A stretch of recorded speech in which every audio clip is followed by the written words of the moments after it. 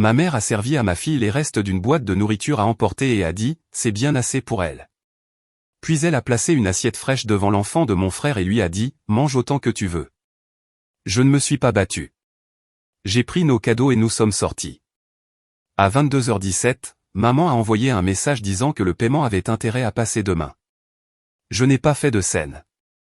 J'ai simplement suspendu le prélèvement automatique, retiré ma carte de chaque facture partagée, et j'ai regardé la première alerte de échec de paiement arriver avant minuit. Mon nom est Carter.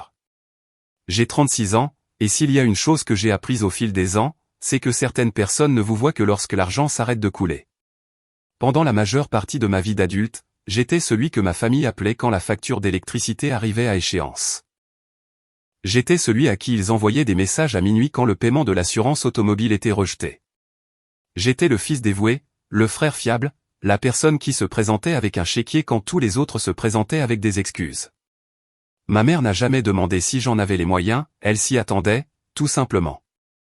La première fois qu'elle a appelé, j'avais 24 ans, je sortais tout juste de l'université et je travaillais à mon premier vrai emploi de comptable dans un cabinet de taille moyenne en centre-ville. Elle avait besoin de 400 $ pour l'hypothèque. Papa venait de partir et elle se débattait. J'ai viré l'argent le même après-midi sans hésitation. C'était il y a 12 ans. 12 ans de paiements automatiques, 12 ans de factures de services publics à mon nom, 12 ans de primes d'assurance, de cartes cadeaux d'épicerie et de réparation de voitures d'urgence qui, d'une manière ou d'une autre, retombaient toujours sur mes épaules. J'avais configuré le prélèvement automatique pour la plupart de ces frais afin de faciliter les choses. Chaque mois, l'argent quittait mon compte comme une horloge, facture d'électricité, d'eau, internet, câble, son forfait téléphonique, son assurance auto. Je couvrais tout. Elle n'a jamais dit merci, pas une seule fois. Elle m'appelait pour me dire des choses comme « le paiement est passé, n'est-ce pas ?» ou « assure-toi de ne pas oublier la date d'échéance cette fois-ci », comme si j'étais un genre de système de facturation automatisé au lieu de son fils. Mon jeune frère, Eden, n'a jamais contribué d'un seul dollar. C'était l'enfant prodige, celui qui ne pouvait rien faire de mal. Maman se vantait de son travail de vendeur, de son nouveau pick-up et de ses fiançailles avec une femme nommée Joséphine, qui publiait des photos soigneusement mises en scène de leur vie sur les réseaux sociaux. Eden avait un fils de 3 ans nommé Andrew. Cet enfant était le centre de l'univers de ma mère. J'ai une fille aussi. Elle s'appelle Claire. Elle a 7 ans. Elle a mes cheveux noirs et le sourire éclatant de sa mère. Nous vivons à 40 minutes de la maison de ma mère, mais les visites donnaient toujours l'impression d'entrer dans la célébration de quelqu'un d'autre. Claire s'asseyait tranquillement sur le canapé en tenant sa girafe en peluche pendant que ma mère choyait Andrew. Elle lui donnait des bonbons, lui achetait des jouets et l'emmenait au parc. Claire regardait, attendant son tour. Son tour ne venait jamais. Je me disais que ce n'était pas grave. Je me disais que les enfants ne remarquaient pas ces choses-là, mais Claire a remarqué. Elle m'a demandé une fois pourquoi grand-mère ne l'enlaçait pas de la même manière qu'elle enlaçait Andrew. Je n'avais pas de réponse. Le système de prélèvement automatique rendait tout invisible. Ma mère ne voyait jamais les feuilles de calcul que je tenais, suivant chaque paiement, chaque transaction, chaque facture que je couvrais. Elle vivait simplement sa vie, supposant que les lumières resteraient allumées, que l'Internet fonctionnerait et que la voiture resterait assurée. Elle supposait que je serais toujours là, finançant discrètement son confort. Je pensais que c'était ce que faisait la famille. Je pensais qu'être fiable signifiait avoir de la valeur. Je pensais que si je continuais à donner, quelqu'un finirait par me voir. Quelqu'un finirait par dire « Merci, Carter. Nous ne pourrions pas faire cela sans toi. » Ce moment n'est jamais venu. À la place, je suis devenu le décor, la personne qui payait pour tout mais qui n'était jamais invité aux moments importants. Quand Eden s'est fiancé, il y a eu une fête, je l'ai appris par une publication Facebook. Quand Andrew a eu 3 ans, il y a eu un barbecue dans le jardin avec des ballons et un château gonflable loué. Claire et moi n'étions pas invités. Ma mère a dit que c'était un petit rassemblement, juste la famille proche. Apparemment, la personne qui finançait sa vie n'était pas qualifiée de famille proche. J'ai arrêté de me disputer à ce sujet. J'ai arrêté de souligner le 2 poids 2 mesures. J'ai juste continué à payer parce que, au fond de moi, je croyais que si j'arrêtais, tout s'effondrerait et que d'une manière ou d'une autre, ce serait aussi de ma faute. Mais il y avait une partie de moi, une partie silencieuse enfouie sous des années d'indifférence, qui se demandait ce qui se passerait si je partais simplement, si j'arrêtais d'être le portefeuille invisible pour commencer à être une personne avec des limites. Cette partie de moi était petite, à peine un murmure, mais elle était là et elle devenait de plus en plus forte. Le point de rupture est survenu un dimanche après-midi à la fin septembre. Ma mère nous avait invités à dîner. Elle avait dit que ce serait bien de réunir tout le monde. Claire était excitée. Elle portait sa robe jaune préférée, celle avec des tournesols sur les poches, et avait apporté un dessin qu'elle avait fait à l'école. C'était une image de notre famille, se tenant tous la main sous un grand soleil. Elle voulait le donner à grand-mère. Nous sommes arrivés à 14 heures. Eden et Joséphine étaient déjà là, assis sur le canapé avec Andrew entre eux. Ma mère était dans la cuisine, sortant des contenants à emporter d'un sac. De la nourriture chinoise. L'odeur de riz frit et de poulet aigre-doux remplissait la maison. « Carter, tu es là » a dit ma mère sans lever les yeux. Son ton était plat, comme si elle cochait une case sur une liste. « Asseyez-vous. La nourriture est presque prête. » Claire a couru vers elle, lui tendant le dessin. « Grand-mère, j'ai fait ça pour toi. » Ma mère l'a regardé pendant une demi-seconde. « C'est gentil, ma puce. Va te laver les mains. » Le visage de Claire s'est décomposé, mais elle a hoché la tête et s'est dirigée vers la salle de bain. Je l'ai regardée partir, sentant quelque chose se tordre dans ma poitrine. Nous nous sommes assis à la table. Ma mère a commencé à servir les assiettes. Elle a pris un contenant frais de poulet à l'orange et en a mis une portion généreuse dans l'assiette d'Andrew. Puis elle a ajouté du riz frit, un rouleau impérial et du brocoli à la vapeur. Elle a posé l'assiette devant lui et a souri. « Mange autant que tu veux, Andrew, dit-elle chaleureusement. Grand-mère a pris ton plat préféré. » Puis elle s'est tournée vers le comptoir et a ramassé une boîte blanche à emporter.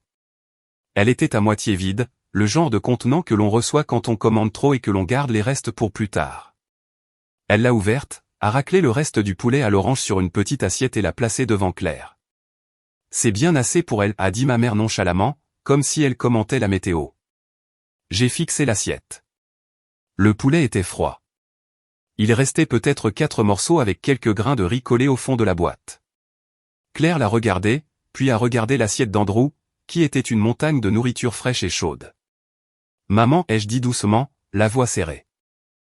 Ce sont des restes. » Elle a agité la main d'un air dédaigneux. « C'est la même nourriture, Carter. Elle n'a pas besoin d'une assiette entière.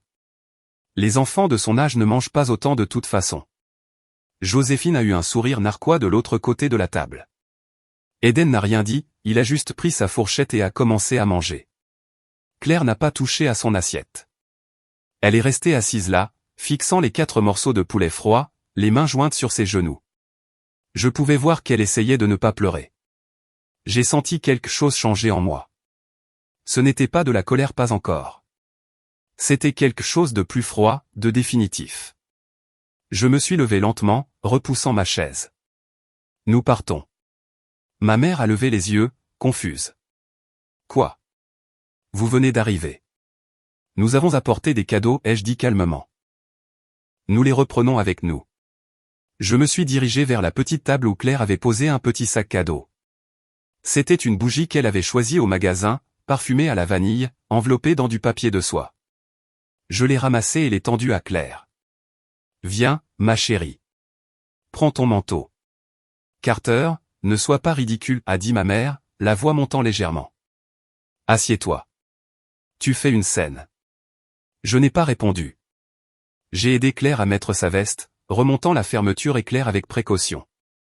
Elle était silencieuse, les yeux rouges, mais aucune larme ne coulait. Elle avait 7 ans, et elle comprenait déjà ce que cela signifiait d'être moins importante. Nous nous sommes dirigés vers la porte. Ma mère nous a suivis dans le couloir, les bras croisés. Tu surréagis. Ce n'était que de la nourriture. Je me suis arrêté à la porte et je me suis retourné pour la regarder. Ce n'était pas que de la nourriture. Elle a ouvert la bouche pour argumenter, mais je guidais déjà Claire à l'extérieur. Nous sommes montés dans la voiture et j'ai attaché sa ceinture de sécurité. Elle m'a regardé avec ses grands yeux sombres et a dit « Je suis désolé, papa. » « Tu n'as pas à être désolé, lui ai-je dit, la voix craquant juste un peu. Pas du tout. Nous sommes rentrés à la maison en silence. Claire s'est endormie sur la banquette arrière, la tête appuyée contre la vitre. Je ne cessais de rejouer la scène dans mon esprit, le poulet froid, le sourire narquois sur le visage de Joséphine, la façon dont ma mère avait agité la main comme si ma fille n'avait pas d'importance. À 22h17, mon téléphone a vibré. Un message de ma mère, le paiement a intérêt à passer demain. J'ai fixé le message pendant un long moment. Pas un mot sur Claire, pas d'excuses, juste un rappel que l'on attendait de moi que je laisse l'argent couler quoi qu'il arrive. J'ai posé le téléphone sur la table et j'ai ouvert mon ordinateur portable. Je n'ai pas dormi cette nuit-là. J'étais assis à la table de ma cuisine, l'écran de l'ordinateur brillant dans l'obscurité, et je fixais le message de ma mère. Le paiement a intérêt à passer demain. Pas une question, pas une requête, une exigence, comme si j'étais un genre de système automatisé conçu pour maintenir son confort de vie. Claire dormait dans sa chambre, pelotonnée avec sa girafe en peluche. Je l'avais bordée 1 heure plus tôt, en embrassant son front et en lui disant qu'elle était la personne la plus importante au monde pour moi. Elle avait souri, mais c'était un petit sourire, de ceux qui n'atteignent pas tout à fait les yeux. J'ai pensé à toutes les années où j'avais fait cela. 12 ans de paiement, 12 ans de contribution silencieuse. J'ai ouvert mon application bancaire et j'ai fait défiler l'historique des transactions.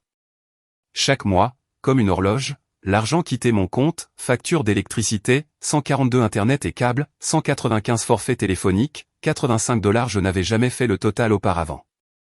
Je n'en avais jamais eu envie. Mais cette nuit-là, assis seul dans le noir, j'ai fait le calcul. Sur 12 ans, j'avais payé plus de 87 000. Et pendant tout ce temps, ma mère ne m'avait jamais dit merci une seule fois. Elle n'avait jamais reconnu d'où venait l'argent. Elle vivait simplement sa vie, supposant que tout fonctionnerait, supposant que je serais toujours là en arrière-plan, gardant les lumières allumées.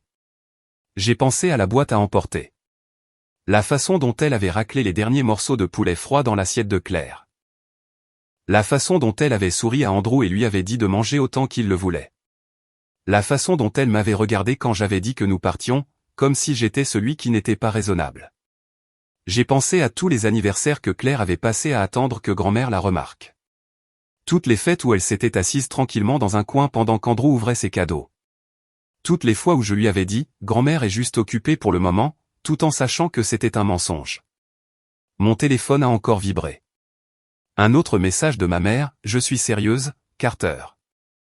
Ne rends pas les choses difficiles. » J'ai fixé le message. Elle ne se souciait pas de ce qui s'était passé plus tôt.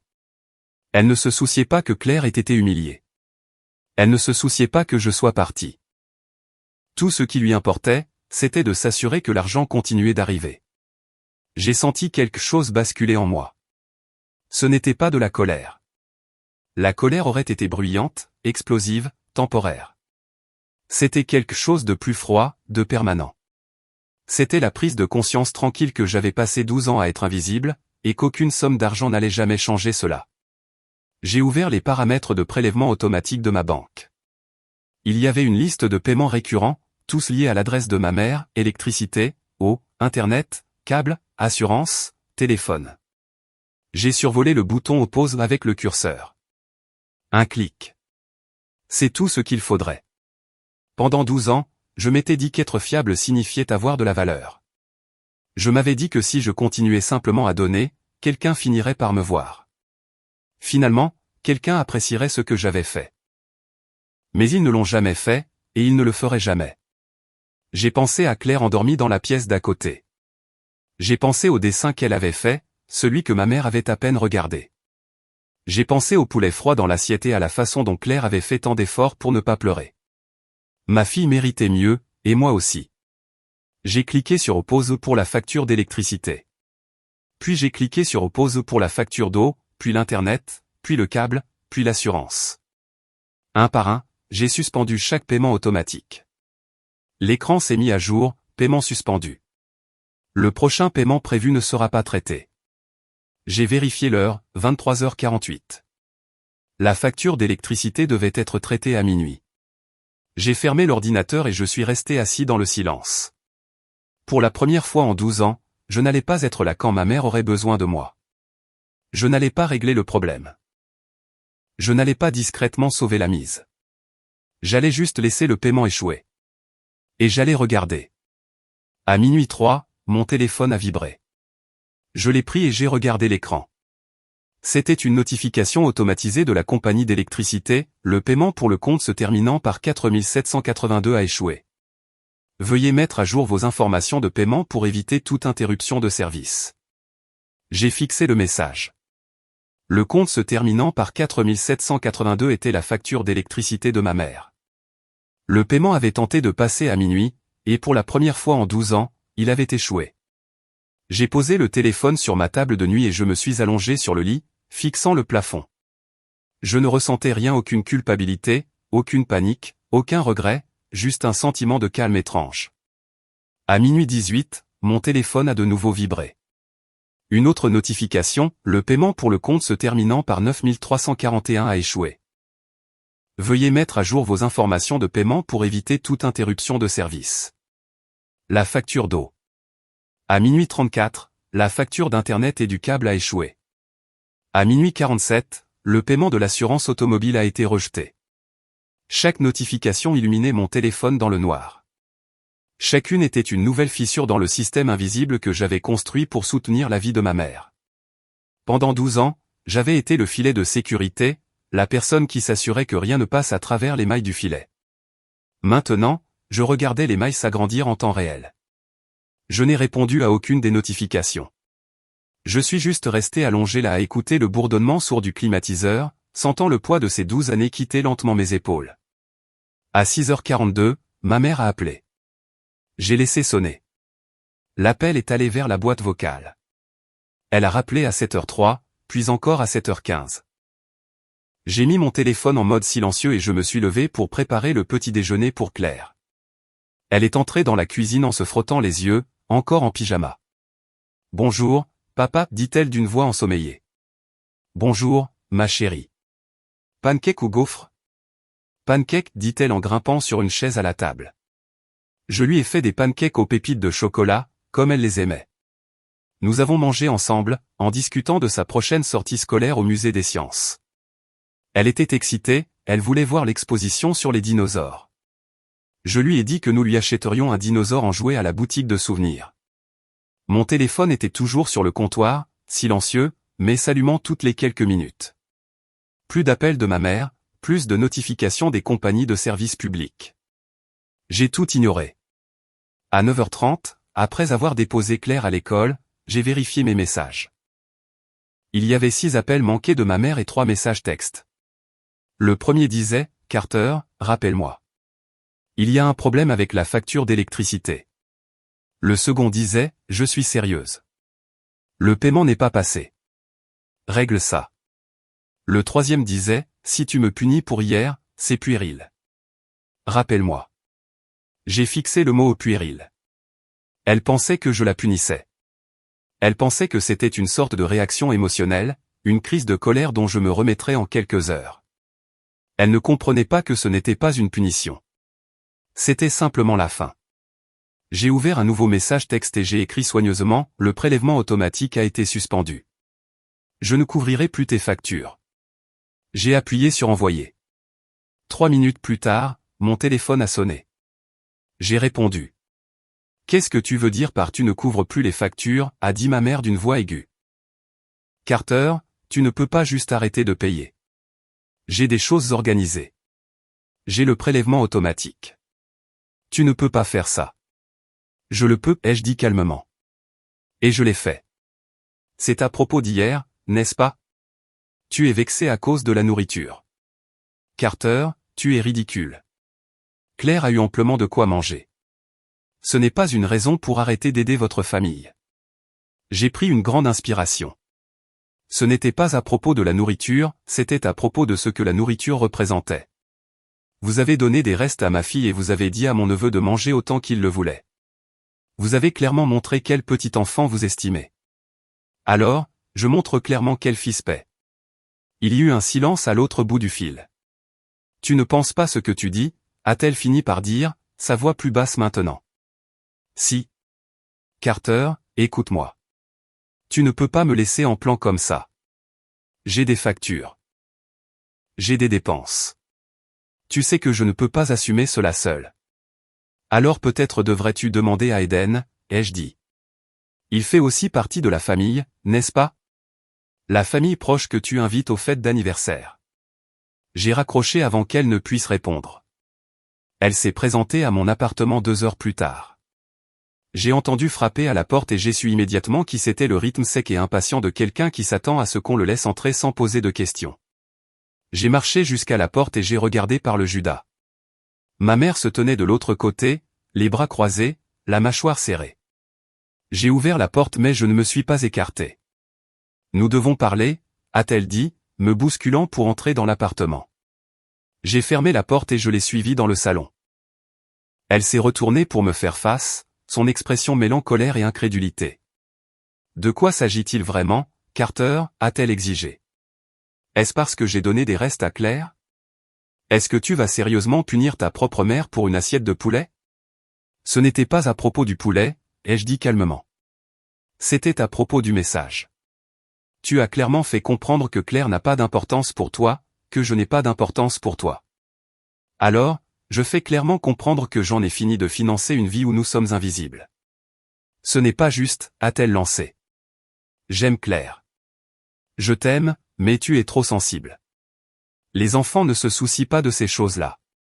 Claire ne l'a même pas remarqué. Elle l'a remarqué, ai-je dit, d'une voix dure.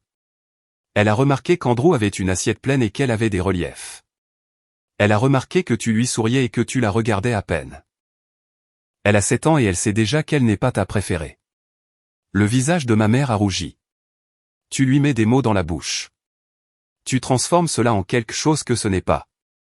Je te dis ce qui s'est passé, et je te dis que j'ai fini de payer pour ça. Elle a fait un pas de plus vers moi, sa voix montant d'un ton. Tu penses que tu peux simplement t'en aller? Tu penses que tu peux juste arrêter d'aider ta famille parce que tes sentiments ont été blessés? C'est égoïste, Carter.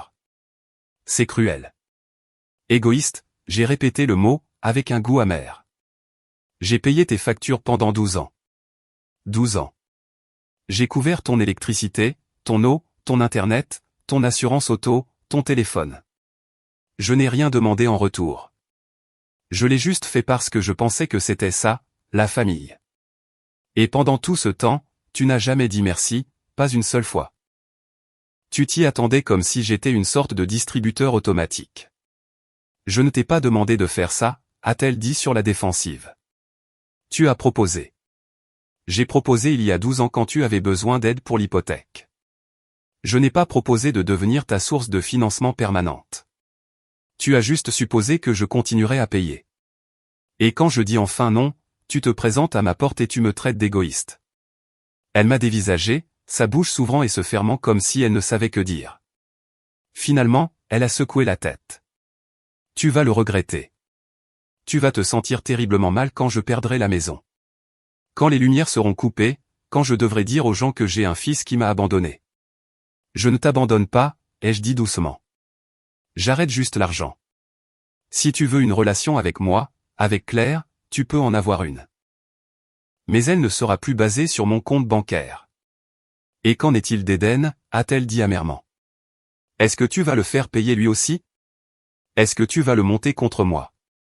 Eden n'a jamais payé pour rien, ai-je dit platement. Il est peut-être temps qu'il commence. Le visage de ma mère s'est durci. Tu fais une erreur. Peut-être, ai-je dit, mais c'est mon erreur à commettre. Elle s'est retournée et a marché vers la porte, ses pas lourds sur le parquet. Elle s'est arrêtée au seuil et m'a regardé. Quand tu changeras d'avis, ne t'attends pas à ce que j'oublie ça. Je ne changerai pas d'avis, ai-je dit. Elle est partie en claquant la porte derrière elle. Je suis resté debout dans le salon vide, écoutant le bruit de sa voiture qui démarrait dans l'allée. Mes mains tremblaient légèrement, l'adrénaline courait encore dans mes veines, mais sous l'adrénaline se trouvait autre chose, quelque chose de solide. Pour la première fois en 12 ans, j'avais dit non. Et le monde ne s'était pas écroulé. Je suis retourné à la table de la cuisine et j'ai ouvert mon ordinateur portable. Il y avait du travail. J'ai passé les 3 jours suivants à monter un dossier. Pas un dossier juridique, pas exactement, mais un registre, un relevé complet et indéniable de chaque dollar que j'avais dépensé pour le foyer de ma mère au cours des 12 dernières années. Je voulais que tout soit étalé. Je voulais comprendre exactement quelle part de ma vie j'avais versée dans quelqu'un qui n'en avait jamais montré la moindre reconnaissance. J'ai commencé par mes relevés bancaires. J'ai téléchargé 12 ans d'historique de transactions et j'ai tout importé dans un tableur. Ensuite, j'ai parcouru ligne par ligne, surlignant chaque paiement qui était allé à l'adresse de ma mère, facture d'électricité, chaque mois $142. Facture d'eau, $68. Internet et câble, $195. Assurance auto, $230. Forfait téléphonique, $85. Puis il y a eu les dépenses ponctuelles, la réparation d'urgence de la voiture, $800. Le remplacement du réfrigérateur, $1200. La fuite de toiture, $2300. Le paiement de la taxe foncière quand elle ne pouvait pas la couvrir, $3600. J'ai tout additionné.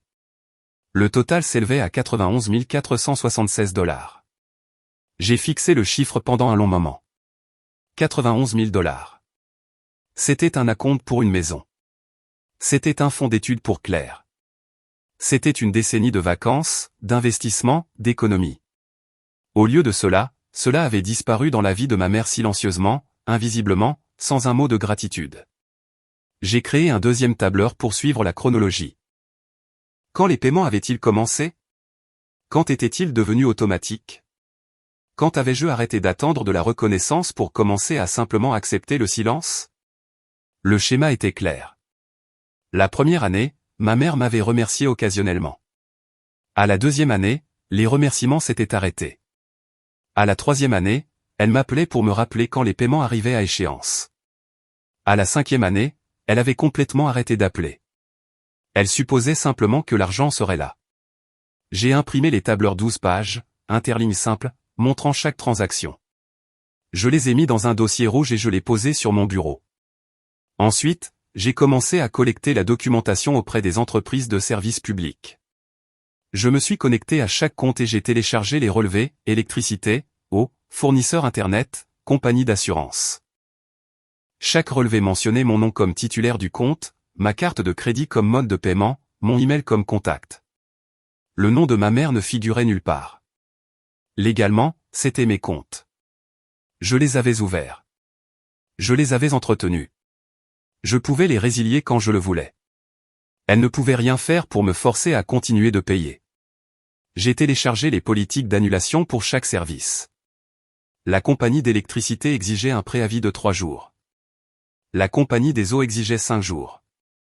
Internet et le câble pouvaient être annulés immédiatement. L'assurance exigeait un préavis écrit mais pouvait être traité le jour même. J'ai rédigé des lettres de résiliation pour chacun poli, professionnel, citant un changement dans les circonstances de paiement comme motif. Je les ai toutes enregistrées dans un dossier sur mon bureau intitulé « Final ». Je n'allais pas encore les envoyer, mais je voulais qu'elles soient prêtes. Mon téléphone a vibré. Un SMS de ma mère, la compagnie d'électricité menace de couper le service. Tu dois les appeler et régler ça. Je n'ai pas répondu. Un autre SMS est arrivé 5 minutes plus tard, Carter, je suis sérieuse. Ce n'est pas une blague. J'ai de la nourriture dans le réfrigérateur. Je ne peux pas me permettre de perdre le courant. J'ai tapé une réponse, tu peux appeler Eden. Sa réponse est revenue immédiatement, Eden ne peut pas aider. Il a sa propre famille à charge. J'ai presque ri. Eden avait sa propre famille à charge, mais apparemment, moi non. Apparemment, Claire ne comptait pas. J'ai posé le téléphone et je suis retourné au tableur. Au cours des 2 jours suivants, d'autres messages sont arrivés. Ma mère paniquait. Eden confus, demandant ce qui se passait. Même Joséphine a envoyé un message, quelque chose de passif-agressif sur « la famille qui se serre les coudes dans les moments difficiles ». Je n'ai répondu à aucun d'eux. Au lieu de cela, je me suis concentré sur la documentation. J'ai consulté les registres de propriété pour la maison de ma mère. Il s'est avéré que la maison était toujours à son nom, mais il y avait une deuxième hypothèque qu'elle avait contractée il y a 5 ans. Je n'étais pas au courant de cela. Le paiement mensuel de cette deuxième hypothèque était de $412. Je me suis demandé qui payait. J'ai vérifié mes relevés bancaires. Effectivement, il y avait des paiements étiquetés, taxes foncières en séquestre, allant à une société de gestion de prêts hypothécaires.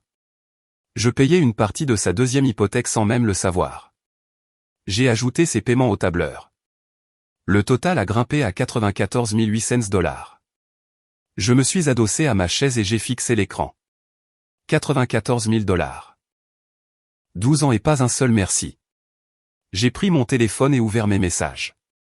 Ma mère avait envoyé un autre message il y a 1 heure, « S'il te plaît, Carter, j'ai besoin de ton aide. » J'ai regardé le dossier rouge sur mon bureau, celui avec tous les reçus.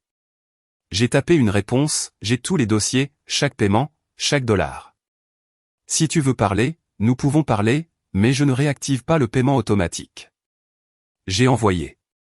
10 secondes plus tard, mon téléphone a sonné. Elle a demandé à me voir en personne. J'ai accepté, mais seulement à mes conditions. J'ai choisi un café près de chez elle, un lieu public où elle ne pourrait pas crier ou faire une scène sans s'embarrasser.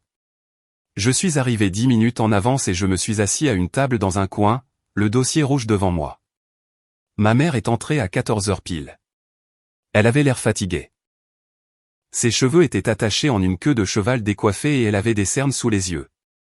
Elle m'a repéré et s'est approchée, se glissant dans le siège en face de moi. « Merci d'être venu », a-t-elle dit doucement. Je n'ai pas répondu. J'ai juste ouvert le dossier rouge et fait glisser la première page sur la table. « Qu'est-ce que c'est ?» a-t-elle demandé. 12 ans de paiement, ai-je dit. Chaque facture que j'ai couverte, chaque dollar que j'ai dépensé pour ton foyer. Je voulais que tu le voies. Elle a regardé le tableur, ses yeux parcourant les lignes de chiffres. Son visage a pâli. Ce n'est pas possible, a-t-elle dit à voix basse. C'est exact. 94 800 $. Électricité, eau, internet, câble, assurance auto, forfait téléphone, taxes foncières, réparation d'urgence. J'ai des reçus pour tout. Elle a secoué la tête lentement. Je ne savais pas que c'était autant. Tu n'as jamais demandé. Elle a levé les yeux vers moi, les yeux humides. Carter, je suis désolé. Je ne me rendais pas compte. Je pensais juste que tu aidais. Je ne savais pas que tu tenais les comptes. Je ne tenais pas les comptes pour les utiliser contre toi, ai-je dit calmement. Je les tenais parce que j'avais besoin de comprendre combien de ma vie j'avais donné. Et j'avais besoin de comprendre pourquoi tu n'as jamais dit merci, pas une seule fois. J'ai dit merci, a-t-elle protesté faiblement. Quand ? Cite une seule fois au cours des 5 dernières années. Elle a ouvert la bouche, puis l'a refermée. Elle n'a pas pu. J'ai fait glisser une autre page sur la table. Ceci est le registre de propriété de ta maison. Tu as pris une deuxième hypothèque il y a 5 ans. Savais-tu que je payais une partie de cette hypothèque ? 412 $ par mois cachés dans une ligne intitulée séquestre. Je ne savais même pas à quoi cela servait jusqu'à il y a 2 jours. Son visage a rougi. J'avais besoin d'argent. Eden allait se marier et je voulais l'aider pour le mariage. Je l'ai fixé. Tu as pris une hypothèque sur ta maison pour payer le mariage d'Eden et tu me l'as fait payer sans me le dire. Je ne pensais pas que ça te dérangerait, a-t-elle dit sur la défensive. C'est ça le problème, ai-je dit, d'une voix froide. Tu n'as pas pensé. Tu as juste supposé que je continuerais à payer. Tu as supposé que je serais toujours là, couvrant silencieusement tes dépenses, ne demandant jamais rien en retour. Qu'est-ce que tu attends de moi, Carter, a-t-elle dit, sa voix se brisant. Tu veux que je mendie ? Tu veux que je m'excuse ? Je suis désolé. D'accord ? Je suis désolé de ne pas avoir dit assez merci. Je suis désolé d'avoir blessé Claire. Je suis désolé de t'avoir pris pour acquis. Est-ce que c'est ça que tu veux entendre ? Je ne veux pas d'excuses, ai-je dit. Je veux que tu comprennes que c'est fini. Je ne suis plus ton distributeur automatique. Je ne suis pas ton plan de secours. Je suis ton fils, et je mérite d'être traité comme tel. Elle a essuyé ses yeux du revers de la main. Alors maintenant, quoi ? Tu vas juste m'abandonner ? Me laisser me débrouiller seul ? Je ne t'abandonne pas, mais je ne finance plus ta vie non plus. Si tu as besoin d'aide, tu peux demander à Eden. Tu peux réduire ton train de vie. Tu peux vendre la maison. Tu peux te débrouiller comme tout le monde le fait. Eden n'a pas les moyens de m'aider, a-t-elle dit amèrement. Alors tu n'aurais peut-être pas dû dépenser 94 000 $ de mon argent pour lui. Elle a tressailli. Pendant un long moment, elle est restée assise là, les yeux fixés sur le tableur. Puis elle a levé les yeux vers moi, l'expression dure. Tu fais une erreur, a-t-elle dit doucement. La famille ne se tourne pas le dos comme ça. Tu as tourné le dos à Claire, ai-je dit. Tu m'as tourné le dos. Tu ne t'en es juste pas rendu compte parce que l'argent continuait d'arriver.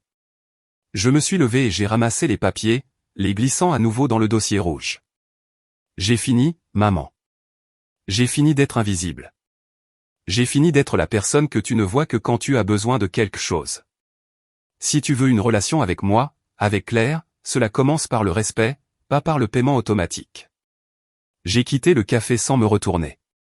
Ce soir-là, je me suis assis à mon ordinateur et j'ai envoyé les lettres de résiliation. Un par un, j'ai officiellement mis fin à chaque service, électricité, eau, internet, câble, assurance. J'ai gardé mon téléphone en mode silencieux et j'ai regardé les emails de confirmation arriver. Votre demande de résiliation a été traitée. Le service prendra fin dans 3 jours ouvrables. Votre compte a été clôturé. Le relevé de facturation finale sera envoyé par courrier sous 10 jours. Merci de votre confiance. Votre police a été résiliée avec effet immédiat. J'ai enregistré chaque email dans un dossier sur mon bureau. Puis je me suis adossé à ma chaise et j'ai expiré lentement. C'était fait. À 21h47, mon téléphone a vibré. Un SMS d'Eden, qu'est-ce que tu as foutu? Maman pète les plombs. Elle dit que le courant va être coupé. Elle dit que tu as tout annulé. Qu'est-ce qui se passe? J'ai fixé le message pendant un long moment. Puis j'ai tapé une réponse, demande à maman d'expliquer pourquoi elle avait besoin que tu aies un mariage à 10 000 $ pendant que je faisais 2 boulots pour garder sa lumière allumée. J'ai envoyé. Eden n'a pas répondu.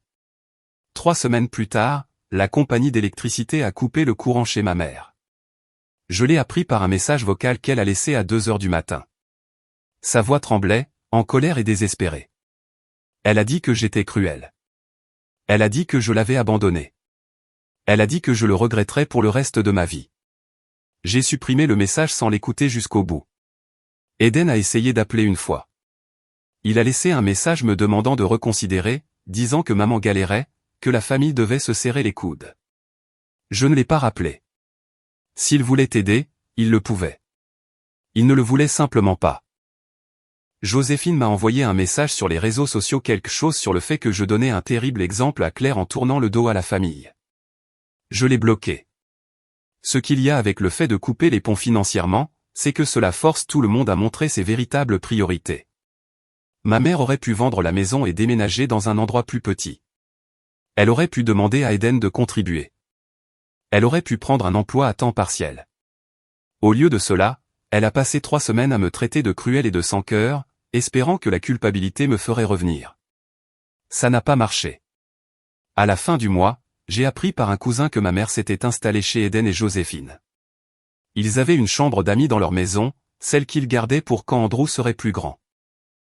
Ma mère y vivait maintenant, dormant sur un matelas gonflable, partageant une salle de bain avec un enfant de 3 ans. Je ne me sentais pas mal pour autant. Je ne ressentais rien du tout. Claire a posé une question sur grand-mère une fois, quelques jours après la rencontre au café. Nous étions au parc et elle se balançait sur les balançoires, ses jambes battant l'air d'avant en arrière. « Papa, est-ce qu'on va revoir grand-mère » a-t-elle demandé. J'ai réfléchi à la manière de répondre. Je ne voulais pas lui mentir, mais je ne voulais pas non plus lui imposer des problèmes d'adulte. Peut-être un jour, ai-je dit. Mais pas tout de suite. Est-ce qu'elle est fâchée contre nous? Elle est fâchée contre moi, ai-je dit honnêtement. Mais ce n'est pas ta faute. Tu n'as rien fait de mal. Claire a ralenti la balançoire et m'a regardé. Est-ce que tu as fait quelque chose de mal? J'ai secoué la tête. Non, j'ai juste arrêté de faire quelque chose que j'aurais dû arrêter il y a longtemps. Elle y a réfléchi un instant, puis a hoché la tête. D'accord. Elle a recommencé à se balancer, plus haut cette fois, riant alors que le vent soufflait dans ses cheveux.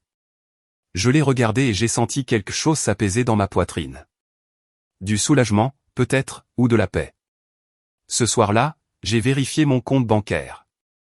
Pour la première fois en 12 ans, il n'y avait aucun paiement automatique programmé, pas de facture pour la maison de quelqu'un d'autre, pas de prime d'assurance pour la voiture de quelqu'un d'autre.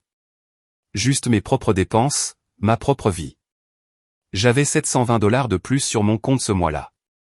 Je les ai utilisés pour ouvrir un fonds d'épargne-études pour Claire. J'ai déposé le montant total et mis en place des contributions mensuelles automatiques.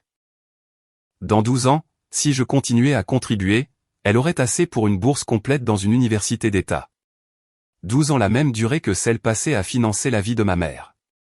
La différence était que, cette fois, c'était pour quelqu'un qui comptait vraiment. Je n'ai plus jamais eu de nouvelles de ma mère.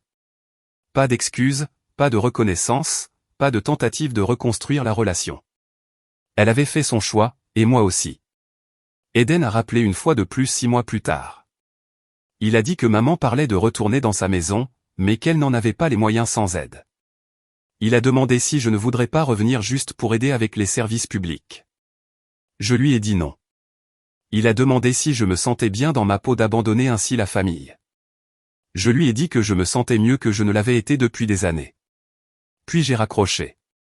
Claire a 8 ans maintenant. Nous allons au parc tous les samedis. Nous visitons des musées. Nous faisons des week-ends à la plage. Nous rions ensemble. Nous construisons des forts avec des oreillers, regardons des films et mangeons des pancakes aux pépites de chocolat. Elle ne pose plus de questions sur grand-mère. Et je ne pense pas aux 94 000 $. Je pense à la personne que j'étais avant, celle qui croyait qu'être fiable signifiait avoir de la valeur. Je pense à la personne que je suis maintenant, celle qui sait que le respect n'est pas quelque chose qui s'achète. Je pense à Claire qui se balance de plus en plus haut, riant face au ciel. Et je sais que j'ai fait le bon choix.